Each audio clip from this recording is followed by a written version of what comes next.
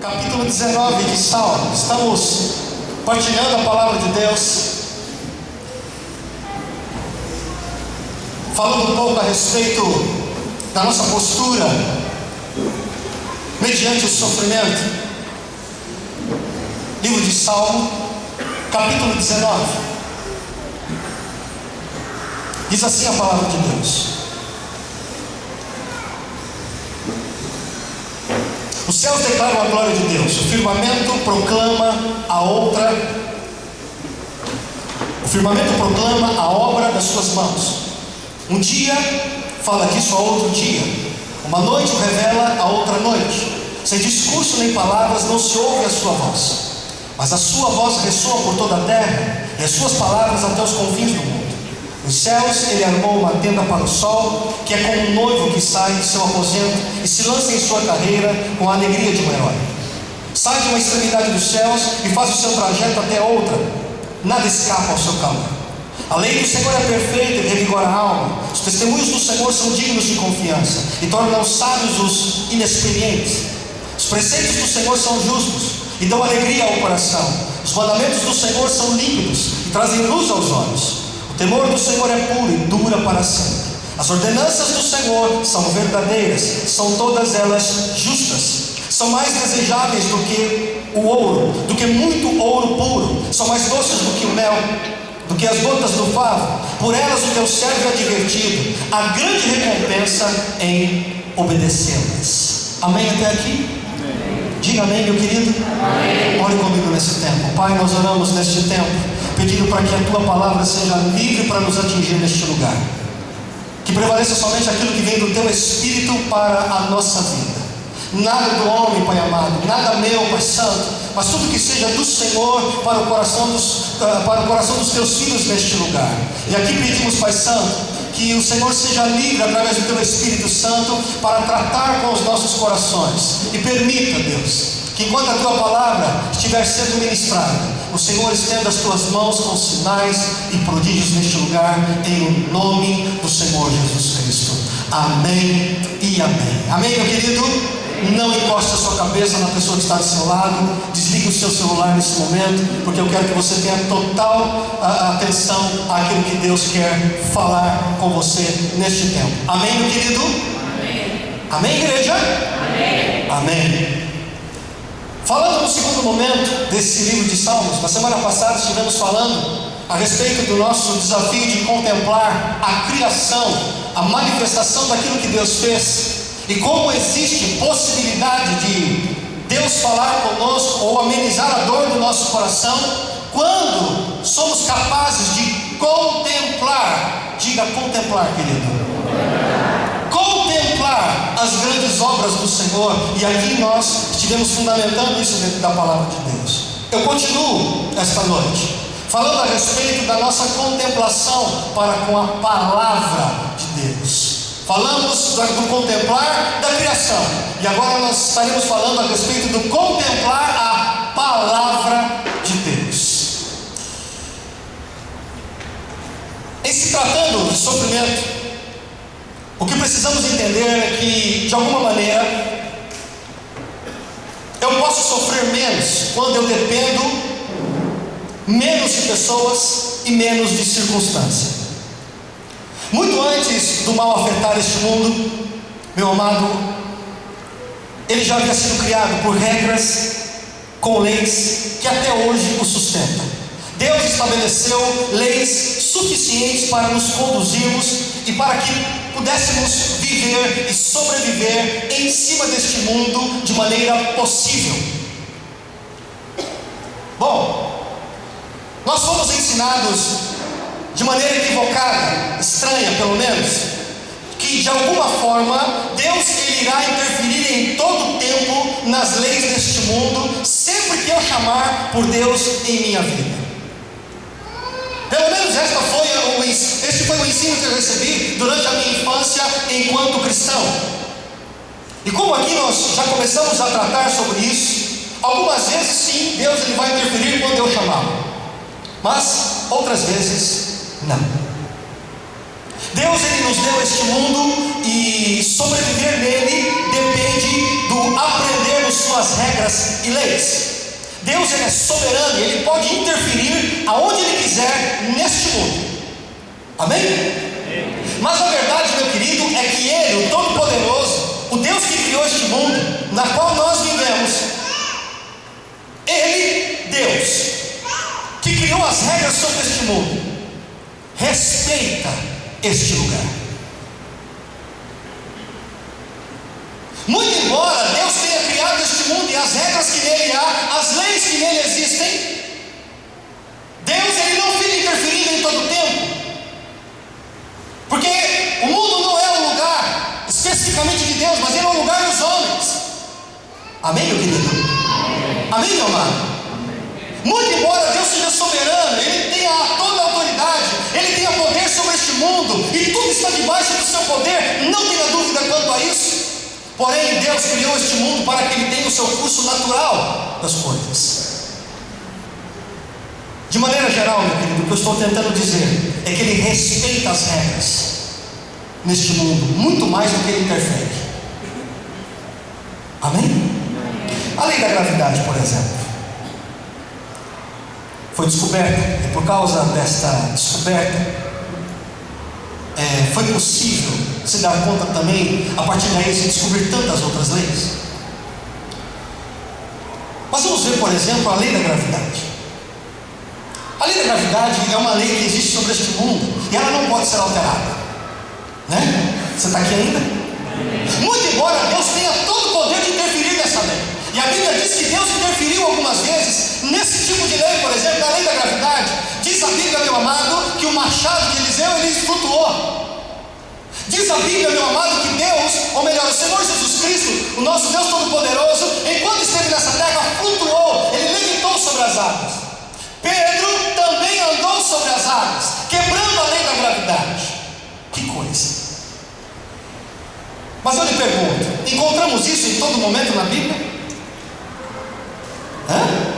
Não.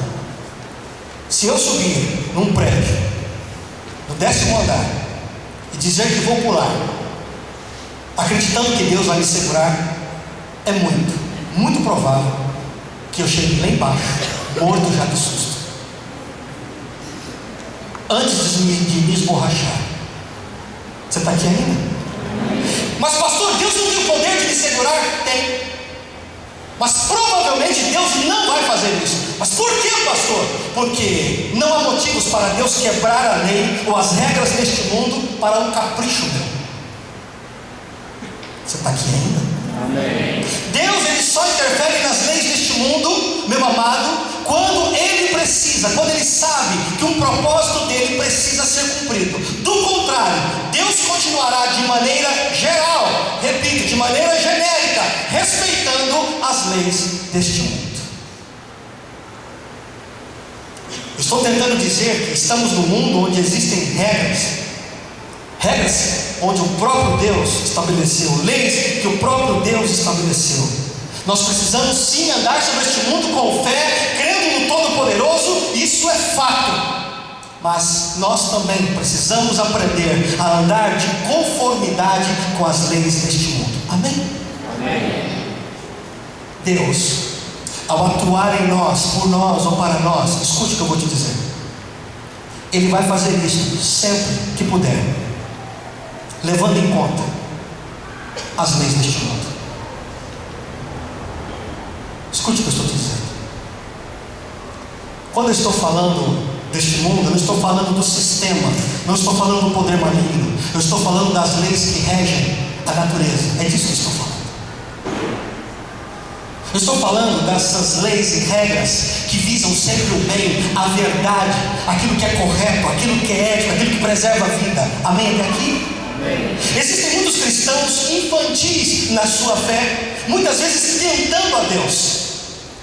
Nesse exemplo que eu acabei de dar, por exemplo, na maioria das vezes são pessoas que na verdade estão se omitindo de suas responsabilidades. Por quê? Para esses cristãos, para essas pessoas, parece que é mais fácil sair da presença de Deus ou em alguns lugares pedindo um milagre do que propriamente assumir a sua responsabilidade. É ou não é mais fácil pedir um milagre do que cumprir a responsabilidade? É. Eu já disse neste lugar e concordo com você plenamente, meu amado. Precisamos levar Deus em tudo.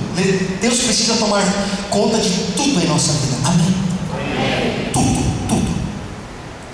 Mas escute, isso significa entender que Deus, Ele desejará que eu e você usemos de maneira inteligente as leis deste mundo para que Ele cumpra o seu propósito na minha vida sobre esta terra. Você está entendendo?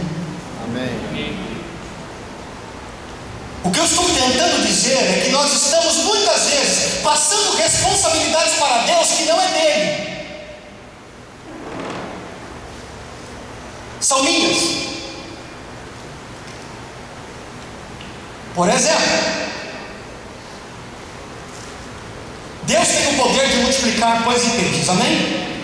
Crê nisso, igreja? Amém. O nosso Deus não mudou, Ele é o mesmo ainda. Você crê nisso? Amém. Amém. Mas deixa eu te perguntar uma coisa: isso acontece lá na sua casa todo dia? Qual é a lei que Deus estabeleceu para que em nossa casa haja multiplicação de comida? Ai, Jesus, que lei? Qual que é a lei, irmão? Trabalho. A Bíblia diz que a lei mais próxima do mover de Deus na minha vida para que haja multiplicação é trabalho.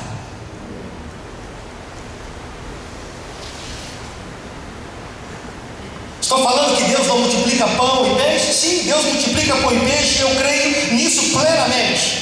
Mas é só você caminhar no seu dia a dia e você vai perceber que isso não é uma realidade constante, nem mesmo na nossa própria vida. Porque Deus respeita as leis que Ele mesmo criou. Você está aqui? Amém. Deixa eu te dar outro exemplo. Há um grande dilema sobre muitas pessoas, como por exemplo, com quem me casar. E é interessante porque a Bíblia não traz uma resposta muito clara sobre isso. A Bíblia não diz assim para nós: olha, quando você for se casar, case-se com uma pessoa que eu vou trazer para você, e quando ela aparecer, que ela fizer dessa maneira, você vai entender que ela é a pessoa para a tua vida. A Bíblia não diz isso. Você está aqui ainda? É.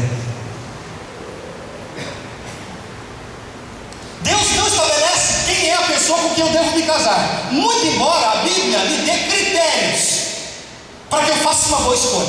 Você está aqui ainda? Há uma enorme gama de pessoas que acreditam que a escolha de ter alguém para casar pertence a Deus. Ah, pastor, eu estou orando, estou no monte, eu estou no vale, estou no meio do morro, mas eu sei que a hora certa Deus vai enviar um varão ou varoa. Deus há de me mostrar quem é, e eu estou esperando quando Deus falar quem é, pastor. Ai, meu Deus. Permita-me te fazer um questionamento: quem vai casar? É Deus ou é você? Igreja, você está aqui? Ô glória, estamos aqui ainda. Igreja, quem vai casar? Deus ou eu? Sou eu. Quem escolhe, meu irmão? Jesus, está ruim hoje. Quem escolhe, meu irmão? Que Deus, irmão. Não se tirou isso. Sou eu que escolho. Amém? Está aqui ainda? É. Bom, se sou eu que escolho para casar, e não está claro na Bíblia quem é a pessoa, ora, o que me resta é bom senso e inteligência. Eu vou ter que reunir tudo que está à minha disposição para que eu faça uma escolha o mais próximo do coerente, para que eu receba a mulher tesouro, ou o homem tesouro. Você está aqui ainda? Então eu vou usar o que está ao meu alcance, como por exemplo, eu vou verificar o jugo, como a Bíblia diz, que eu preciso escolher sempre alguém que tenha o mesmo jugo. O que é o mesmo jugo?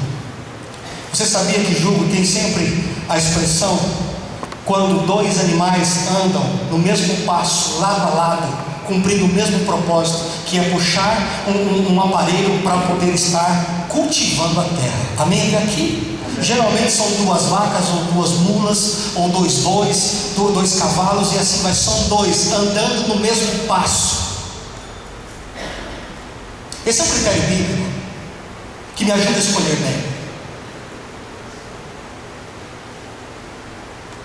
Estou disposto a colocar a minha vida, ou submeter a minha vida a essa pessoa para andar junto com ela?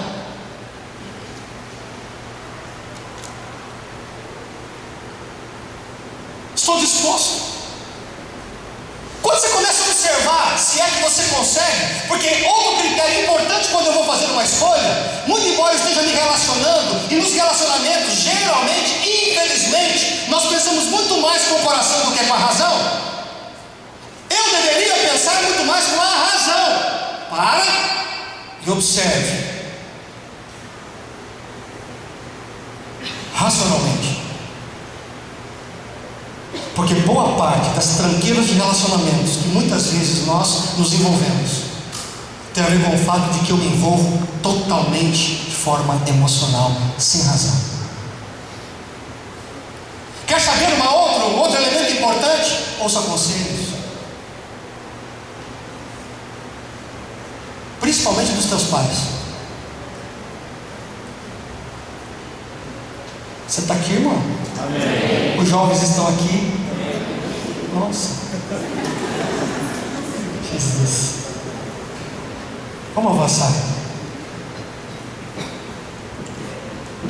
Pastor, você não acredita que Deus possa trazer uma pessoa específica? Sim, acredito, porque Deus é poderoso, é soberano, tem esse poder nas mãos. E há na Bíblia, sim, alguma situação em que Deus é específico em trazer uma pessoa para a nossa vida. Mas isso é exceção.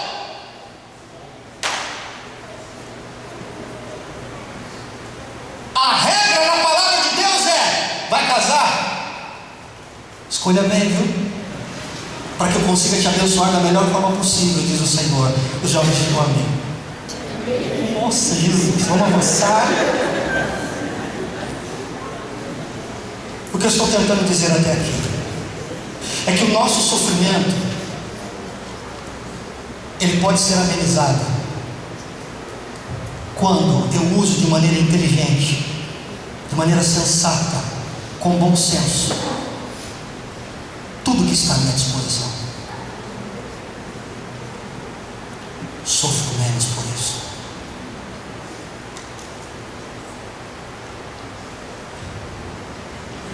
Use tudo que está favorável a você, para que você consiga se ferir menos nesse momento difícil que você está passando.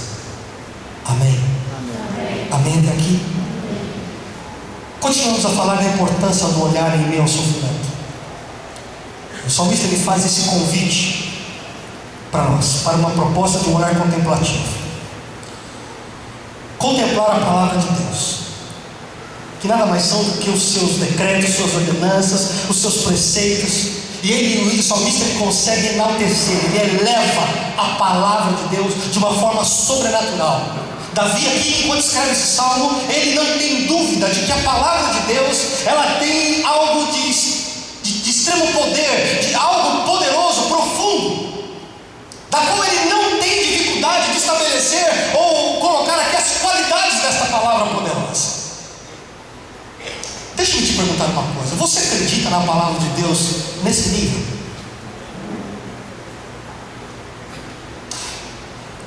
Permita-me fazer aqui uma colocação falando da palavra, mas não da palavra de Deus. Eu vou tentar expor para você aqui a importância dessa palavra que a gente usa todo dia. Estou falando de palavra de Deus ainda não, tá? Calma lá. É só para você entender o poder da palavra que nós temos, que a gente usa todo santo dia. Só isso. E aí você vai ter uma noção do que pode ser a palavra de Deus. Palavra que nós usamos todo dia, ela tem um poder incrível. Primeiro, você já percebeu a palavra como lei? Muito interessante.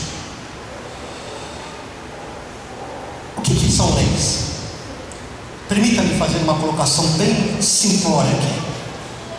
Leis basicamente são algumas cabeças pensantes que imaginam aquilo que é o melhor para determinado povo, para determinada situação. Então eles escrevem isto em um lugar e carregam isso que eles escreveram e pensaram de extremo valor, e aquilo se torna lei. E acredite, se eu não obedecer a isto, estou em maus lençóis.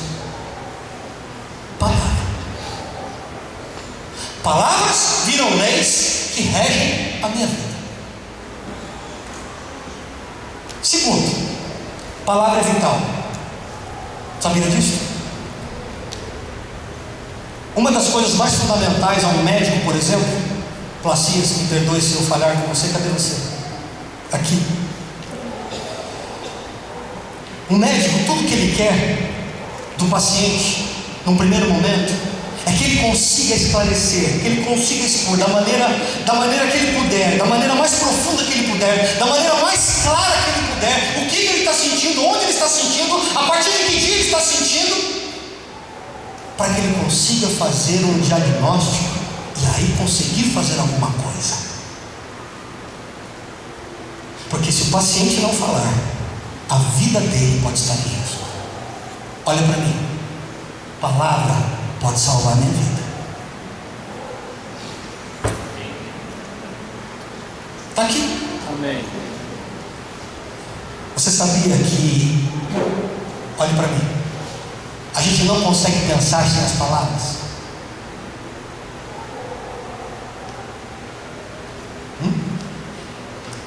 Tudo que você vai pensar, de alguma forma você tem que usar a palavra aqui dentro, para organizar, para discernir.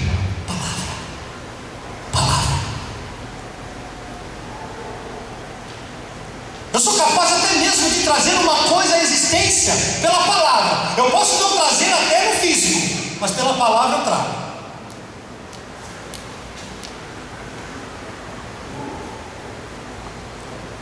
Você já viu um unicórnio? Sim ou não? Não. Unicórnio não existe. Sim ou não? Você já viu um? Se você já viu, você fala para nós aí, para vamos fazer um bem bolado. A descoberta é poderosa.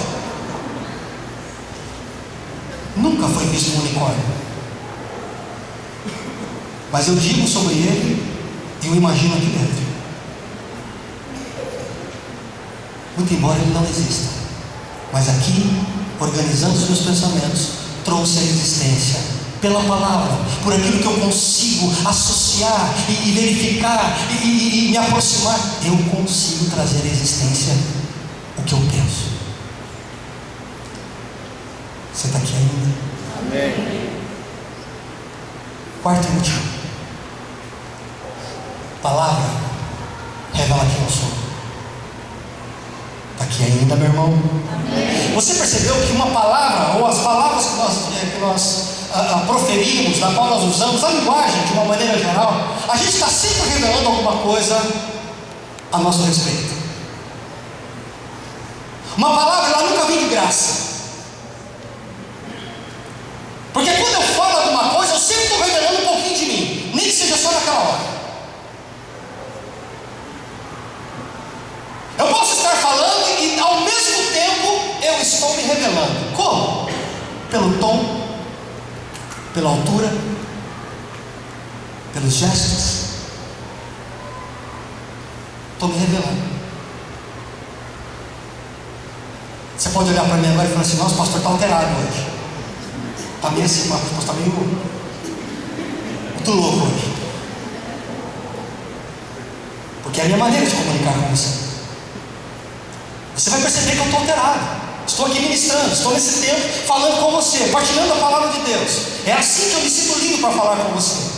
Agora você vai notar que tem algumas coisas comigo. O pastor está alterado, ele está meio, talvez afobado, ele está meio estéril, qualquer coisa. Mas você vai entender que tem alguma coisa me revelando nesse momento, enquanto eu falo com você.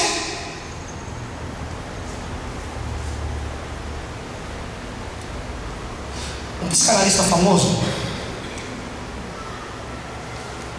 falou uma frase muito interessante que me fez pensar há algum tempo sobre isso. Ele disse o seguinte: o mais profundo de mim é você. Sabe o que isso quer dizer?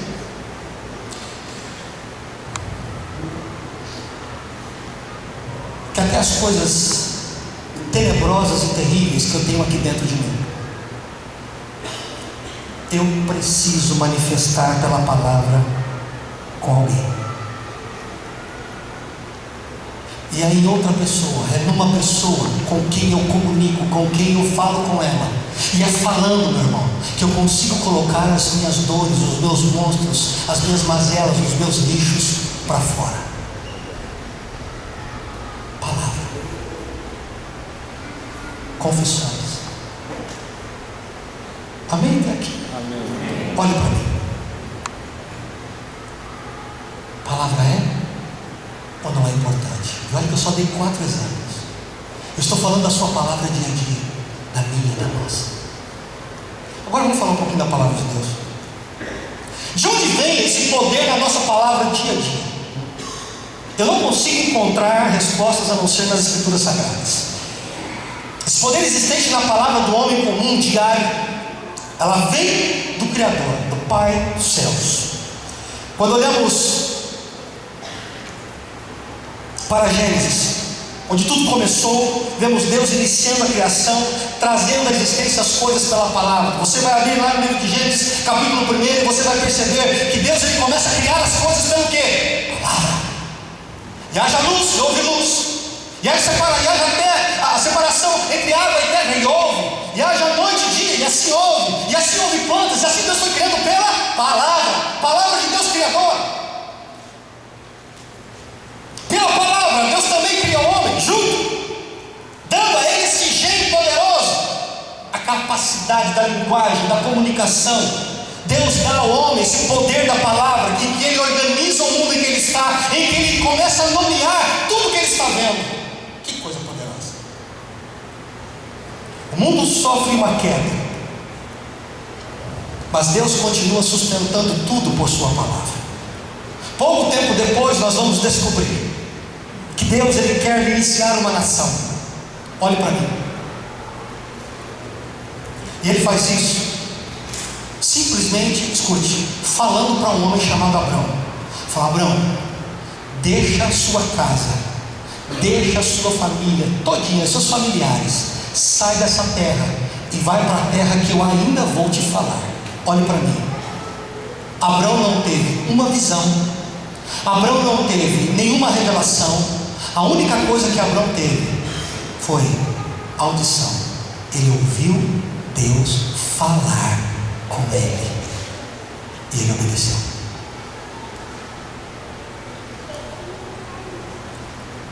O tempo passa, o povo de Deus é escravizado. Moisés é levantado como líder para tirar o povo. E em um determinado momento, Moisés pergunta para Deus: Deus, se o poderoso egípcio, Faraó, quiser saber quem é o Senhor, com quem eu vou falar que eu estou chegando lá? Se ele quiser conhecer o Senhor, ele quer saber quem é que vai estar me enviando. Deus responde para Moisés: Moisés, se Faraó perguntar para você quem é que está te enviando, diga para ele assim: ó, o eu sou está enviando você. O que é eu sou, gente? É o nome de Deus nesse momento. Eu sou. O que é isso? Dá para pensar um pouco no Faraó falando assim: você está louco? Estou perguntando o nome dele, rapaz. Então, foi o eu sou. É o nome escrito dele que ele mandou para você. Palavra escrita, né? Ou palavra que dá significado, que é o nome. Fala, ó, não vai ter revelação nenhuma para o Faraó.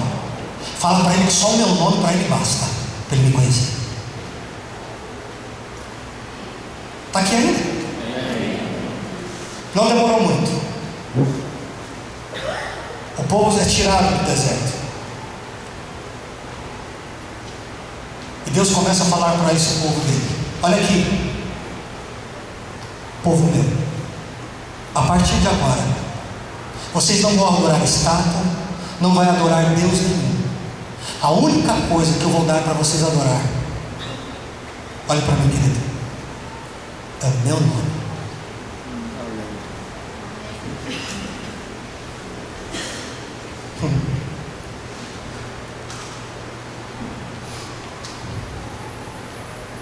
O nome.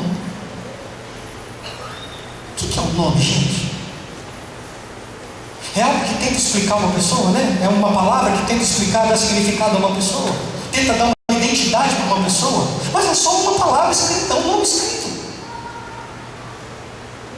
Mas Deus disse a esse povo: vocês não terão nada para adorar, só o meu nome.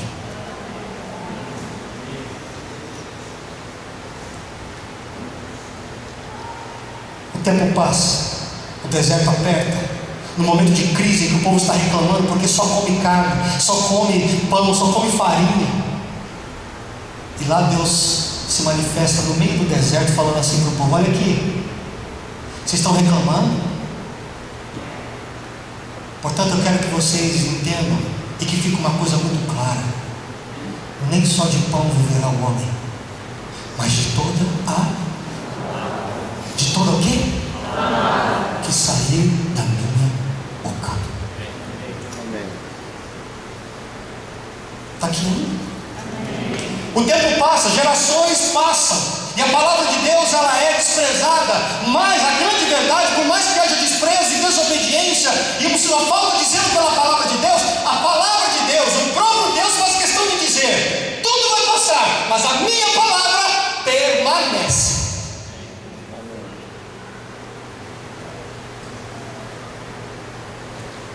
Novo Testamento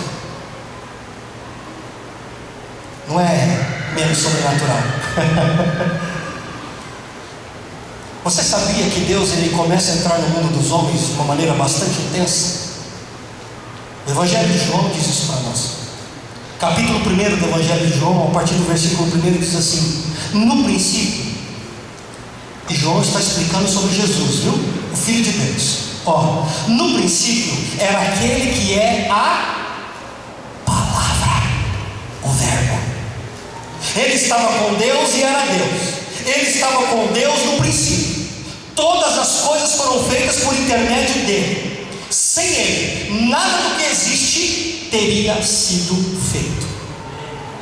Diz amém para isso. Amém. Versículo 14: aquele que é a palavra, quem? Jesus. Aquele que é a palavra tornou-se carne, ou seja, tornou-se homem, resolveu virar homem, semelhante a nós. E diz a Bíblia que ele viveu, tabernaculou, ele resolveu fazer morada junto com os homens. E vimos a glória cheia de graça e verdade.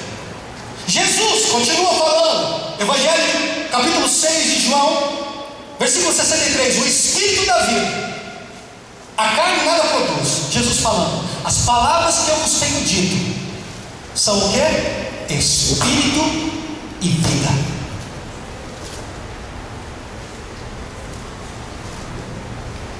Você está aqui ainda? Amém. Mas aí vem o próprio Jesus, e abra sua Bíblia comigo, Evangelho de João, capítulo 16. Evangelho de João, capítulo 16.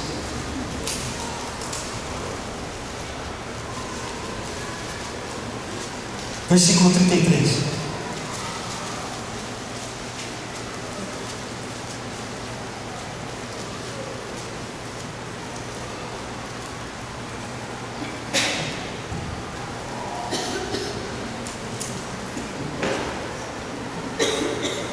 Estas coisas vos tenho dito para que tenhais paz em mim.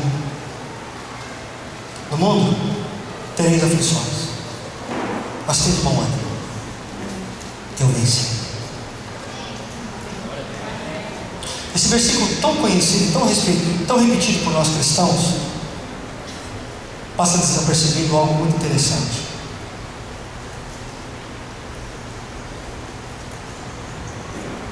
Eu acredito que no meio do sofrimento Deus pode vir com milagres e sinais poderosos em nossa vida. Mas este versículo em nenhum momento ele está dizendo que haverá sinais e prodígios quando estivermos passando por aflições.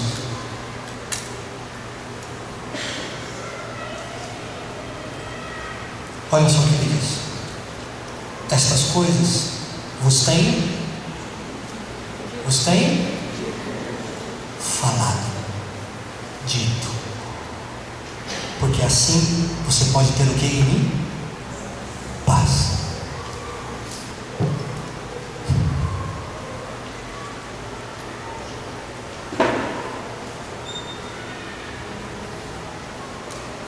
Acredito que Deus pode vir com poder sobrenatural, com sinais, com prodígios, com maravilhas. Sim, eu acredito, porque o nosso Deus é um Deus de sinais e prodígios, mesmo no meio do sofrimento.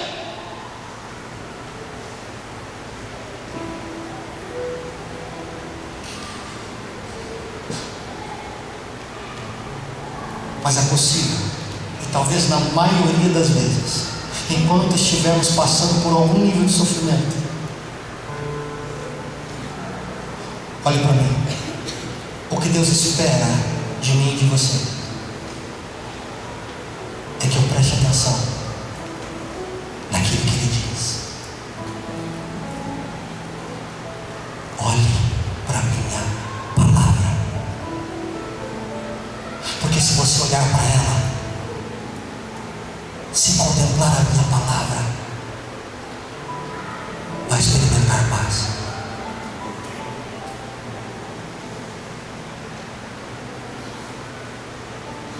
Eu vou repetir para você: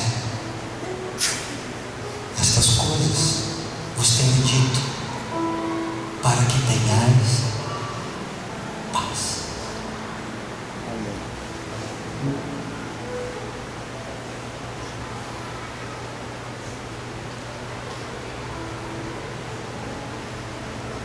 E aí eu quero fechar falando algumas coisas importantes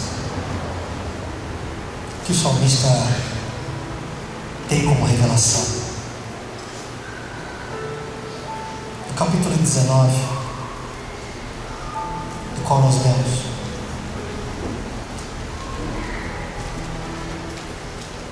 algumas coisas interessantes que Davi consegue captar. Escuta: a lei do Senhor é perfeita e revigora a alma. Que maravilha! Sabe o que isso significa? Que a palavra de Deus, ela tem o poder de entrar dentro de mim. Escuta, e literalmente trazer bálsamo, refrigério, amenizar a minha alma.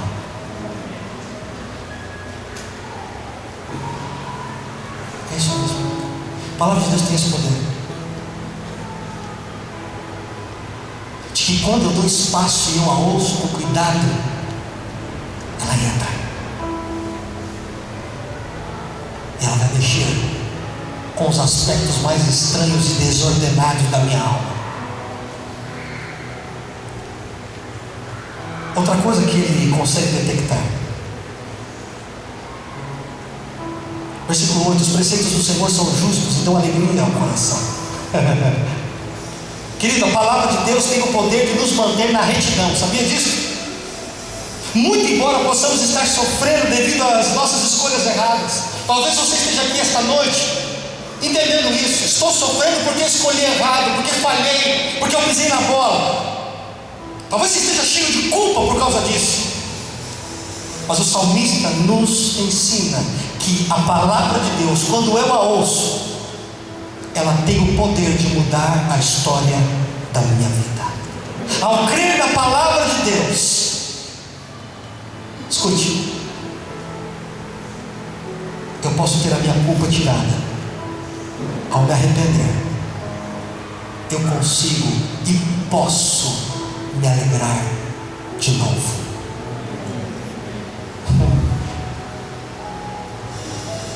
Quem dá acesso à palavra de Deus, quem dá acesso à palavra de Deus em sua vida, não precisa viver atormentado por culpas, porque a sua palavra nos revela que Jesus Cristo, o Verbo vivo, se manifestou para tirar os nossos pecados e nos tornar livres e alegres outra vez. Oh, aleluia! Olha só o que o salmista também viu.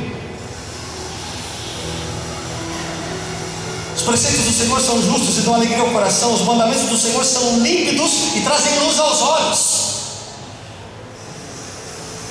Você há de talvez concordar comigo. Quanta gente sofrendo nessa vida por estarem no escuro.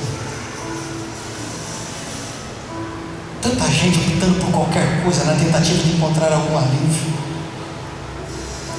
Permita-me, sem qualquer pretensão neste lugar, porém com convicção. Só a palavra de Deus tem esse poder. Olhe para mim. De me manter na luz quando tudo à minha volta está escuro.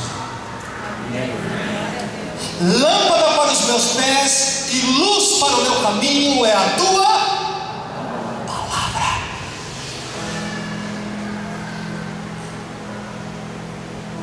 Quanta gente você conhece que está por aí, batendo cabeça porque está no escuro, está nebuloso.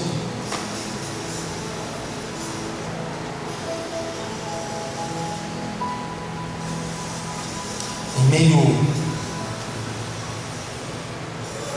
ao mundo de medos e incertezas que nós estamos vivendo, temos convicção de que a palavra de Deus tem o poder de nos dirigir com clareza. Você está aqui?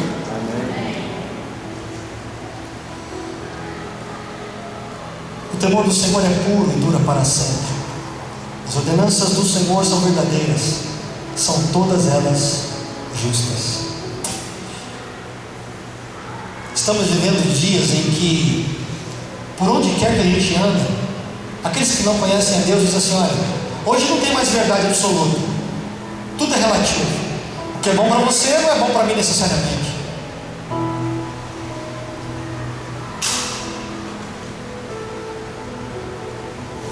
Por consequência desse pensamento, nós temos vivido e lidado com uma sociedade que ela não tem consistência. As pessoas não têm consistência. Tudo que você vai conversar com as pessoas, elas estão falando assim: ó, eu acho. Ah, eu vi uma pessoa dizer.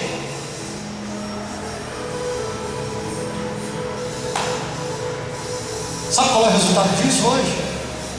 Olha para mim. Consultórios terapêuticos superlotados.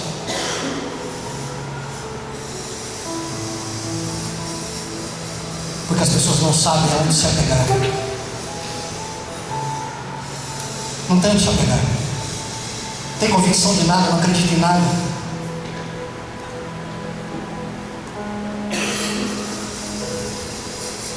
E vai cantando a musiquinha, né?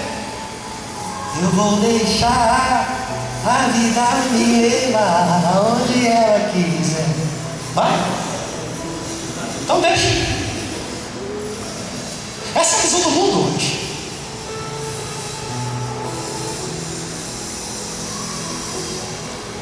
O salmista entendeu que com Cristo temos convicção. Enquanto o mundo vive incertezas, sabemos o que queremos, de onde saímos, quem somos, para onde vamos e com quem. Temos convicção.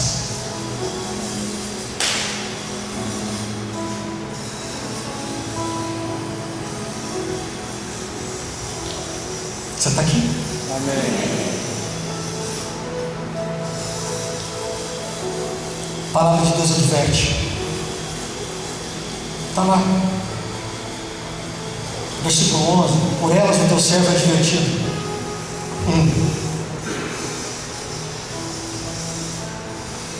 Quanta gente caiu no buraco porque não tem ninguém para avisar, né? Quanta gente caindo por aí em laços porque não tem ninguém para dizer: ei, sai daí, presta atenção, cai na frente. Olha aí do seu lado.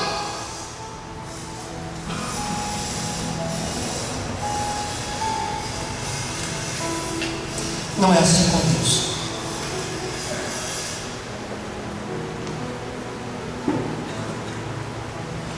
porque o amamos. Olhe para mim. E porque Ele nos ama.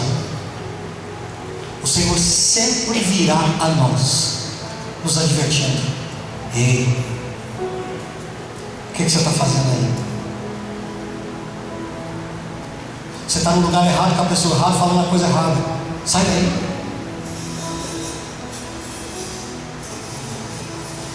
E não pensa que isso não é uma bronca de graça, não. Porque a Bíblia diz, querido, que Deus, Ele disciplina aqueles que Ele ama.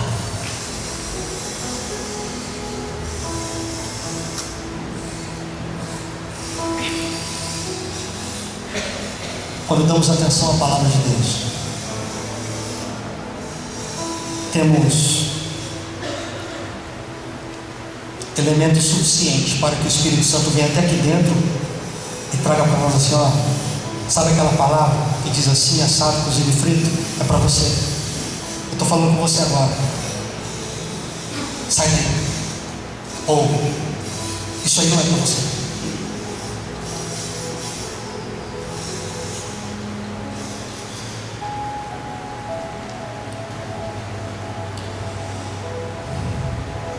Eu quero terminar te fazendo uma pergunta. No meio dessa dor, desse escuro que você está vivenciando, desse sofrimento com que você está lidando,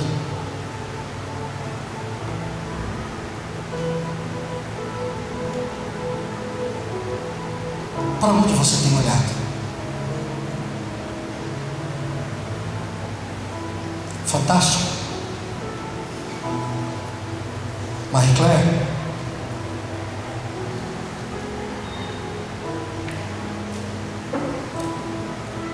sua terapeuta ou seu terapeuta, com todo respeito ao profissionalismo dele,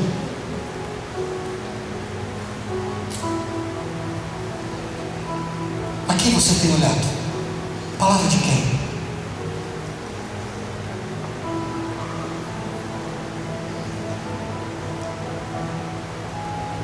Porque a Bíblia nos ensina que eu preciso ter tempo para olhar a palavra dele.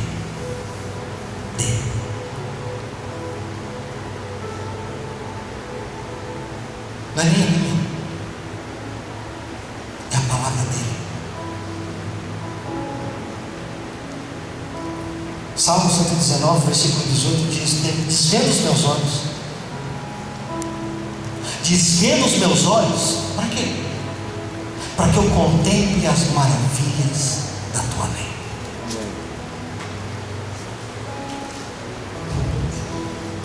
O que você tem olhado?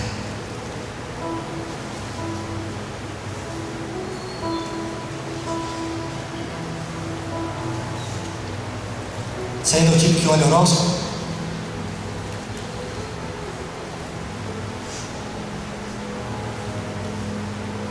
Você é do tipo que ainda corre atrás do irmão do fogo, a Maria Repté? Você ainda é do tipo que ainda corre atrás de pastor para ver se ele fala alguma coisa de Deus para a tua vida?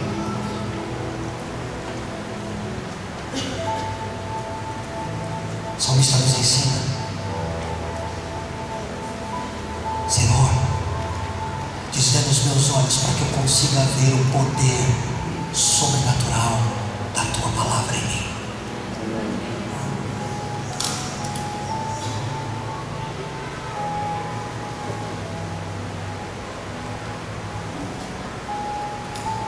Jesus, 40 dias no deserto, jejum.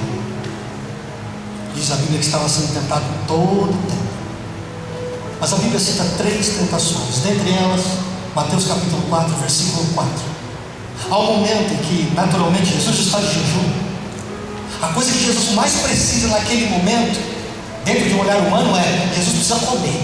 Porque 40 dias sem comer, Jesus devia estar assim, só o pó da rabiola.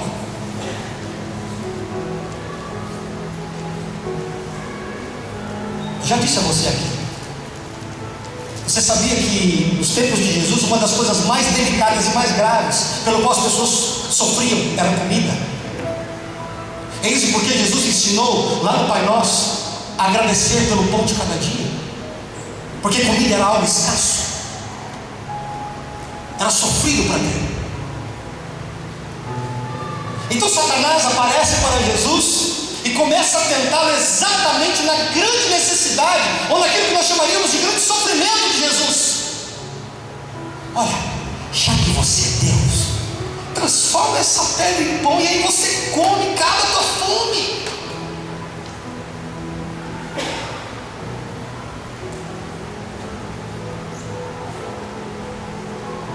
Para onde Jesus olhou?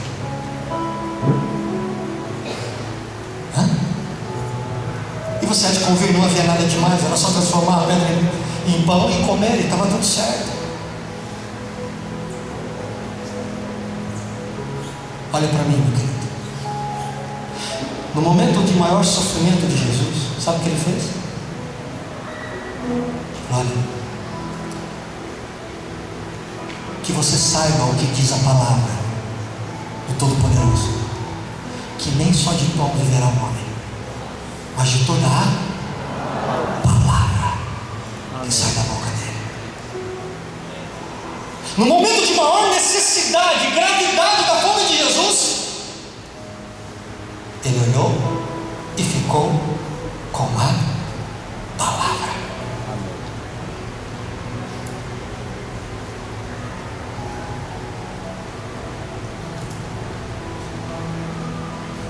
Para onde você está olhando? Para onde?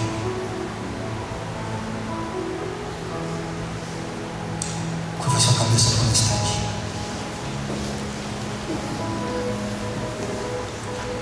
Eu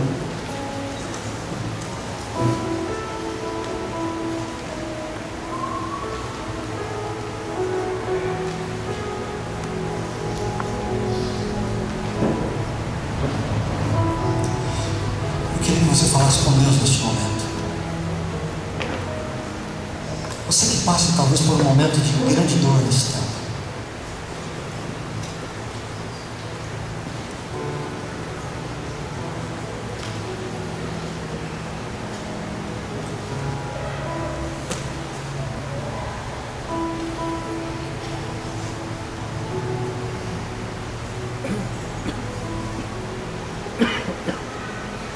Talvez você esteja aqui esta noite e no meio dessa grande dor, você tenha sido tentado a fazer tantas coisas pelas suas emoções. Talvez a tua dor tenha impulsionado você, ou esteja impulsionando você a tomar algumas decisões tão precipitadas, sem saber direito se é o correto, o que precisa fazer.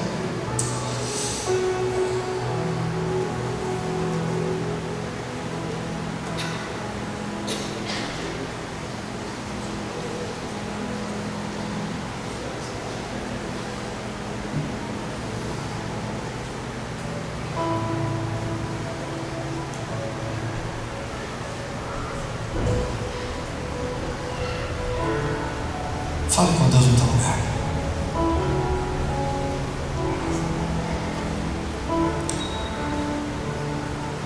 O desejo do Todo-Poderoso esta noite é que eu e você tornemos a palavra dele o nosso foco, o nosso alvo, enquanto caminhamos até mesmo no meio do sofrimento.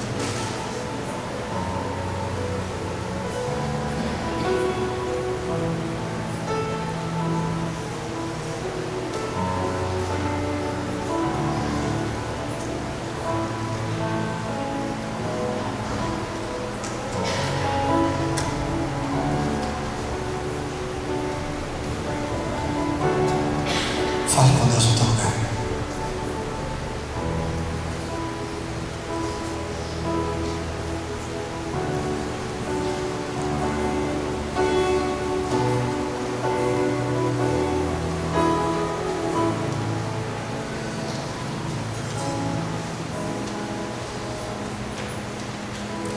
Eu quero falar com você que está aqui esta noite.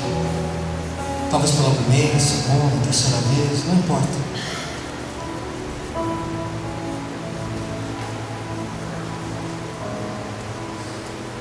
que você acabou de ouvir aqui esta noite é que Jesus é esta palavra que tanto precisamos.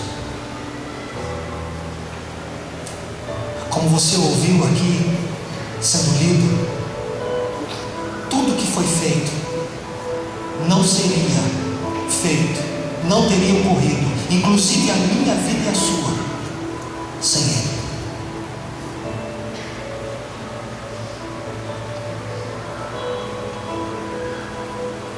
Feche os teus olhos e não abra ele nesse momento, por favor. Não abra, por gentileza. Eu quero falar com você que esta noite precisa estabelecer Jesus Cristo.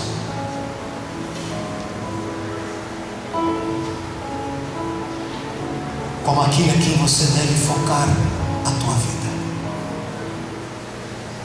Se você está aqui esta noite e precisa de Jesus, precisa dele como esta palavra, como esta convicção, apenas levante a tua mão no teu lugar, só isso.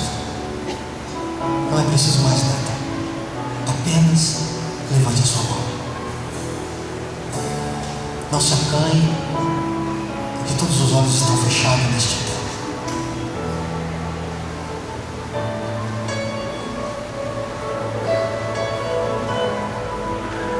Onde está você? Esta noite precisa tanto de Jesus.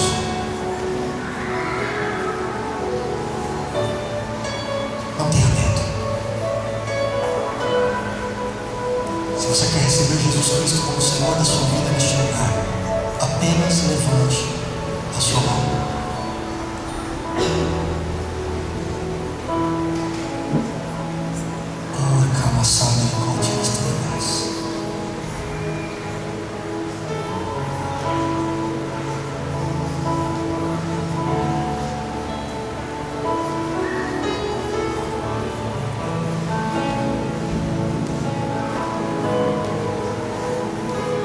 Levante a sua mão, não tenha medo.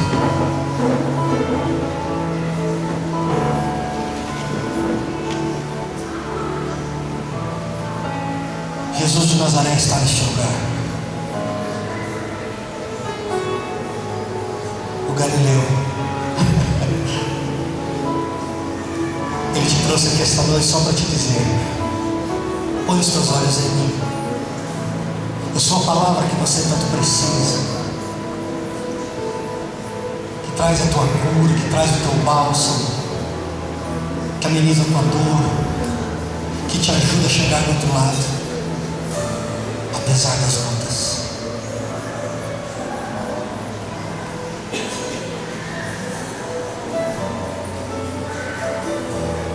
Não tenha medo de levantar a sua mão. É Jesus que está querendo te encontrar. Te alcança pela Aleluia. Aleluia.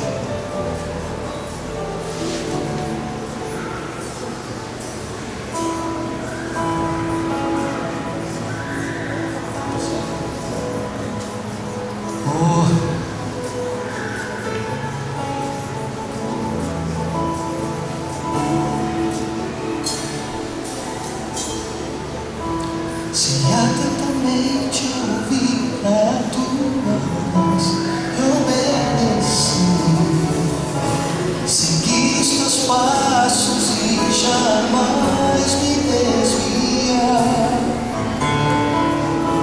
Se meu coração se achar sempre puro, fiel